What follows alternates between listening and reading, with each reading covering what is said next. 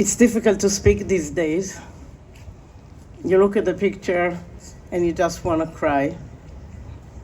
But I don't want to talk to you about grief because I think grief is natural to us right now. You don't have to say a word. You just have to listen to the evidence of the people on the ground, what they have seen, what they have not seen, what they can't see, and understand how terrible, immoral, unhuman were the events of the 7th of October. This is an act of barbarism unlike any other. It's not comparable to anything, and I think we should be very clear about it. This is not something that we have seen before. It's not another incident. It's not another case. It's something that makes us all think about what humanity is. You look at these children and you see these babies that are held captive, and you understand that somebody had the ability, the human ability, to take a child like this, either decapitate them, or take them, or kill them, or keep them hostage. And you ask yourself, where do we live? What is this world where people can do these things? I have a close friend of mine who is a great educator, and I wanted to recruit him to be part of our team in Bet Barrel. And Gili is his name, Gili Roman, and I phoned him several days ago and I said, Gili, I want you on my team. Come and work with me. He said, Yuli, I can't breathe. My sister Yarden was taken captive, and now my life is dedicated to that. Bring her home. She left. Bring her home. Bring them home. Bring them home. Bring them home. Bring them home. Bring them home. Yarden was brave and managed to save her daughter Geffen, only 2 years old, but she's disappeared. People disappeared. In what world do people disappear? We have this number here, but we don't know who is alive and who is dead, and who will come home, and who will be identified, and who will never be identified.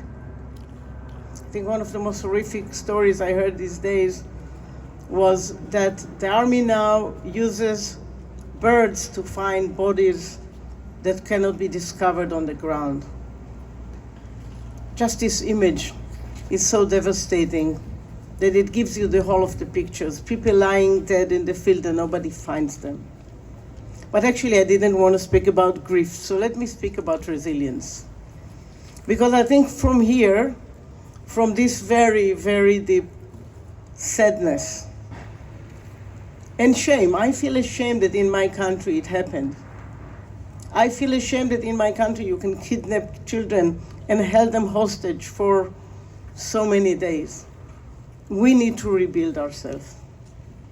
And I'm so proud of my friends in Be'eri, in Re'im, the places that really were hurt in the most deep and devastating way, that you hear voices of hope. People say, we are going to rebuild this place. We are going to overcome our grief and look ahead with hope.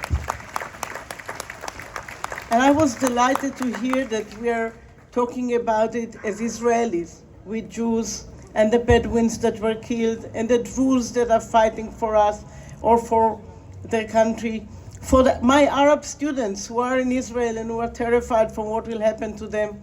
We are all humans and we need security. We need to go to school happy. We need to go to sleep knowing that our children will wake up in the morning in their beds. That's so minimal, that's so trivial, and now it seems such a dream. Can you imagine that our mothers now who are asking a very simple thing, that they will hug their children before they go to bed? What could be more obvious than that? But I think what will, at the end of the day, what will make us strong again is our ability to believe that we can make a difference. We as individuals can make a difference. We need to fight to bring the children and the hostages back. We need to fight for a democratic Israel. Israel that will be responsible for all its citizens. A state that is not responsible for its citizens is not a state at all. And we need to be able to build a new future that is grounded in a peace agreement and a reconciliation with our neighbors. Maybe it won't be a love story. They will not love us, we will not love them. Let's seek love some other places. But it will give us the security to live. It will give the people in the south and now in the north the ability to have a regular day, have their coffee, send children to school, do some work, go to the movies, trivial things. We need a normal life in Israel. This is where we can start to build something glorious. But before you build something glorious, before you are allowed onto the nations, you should bring back the ability to live a normal life, a safe life, a secure life for every man and woman and child in Israel. So these people that are now in our prayers, I hope they will come back, but that will only be the first stage, the first immediate stage. After that, we will have to dare to dream on and to dream about the kind of state we always wanted Israel to be. We have failed. We should say to ourselves, I say to ourselves every morning, I've been a peace activist for many years. You see, I'm not a young person anymore. But even though I failed, I will do it again.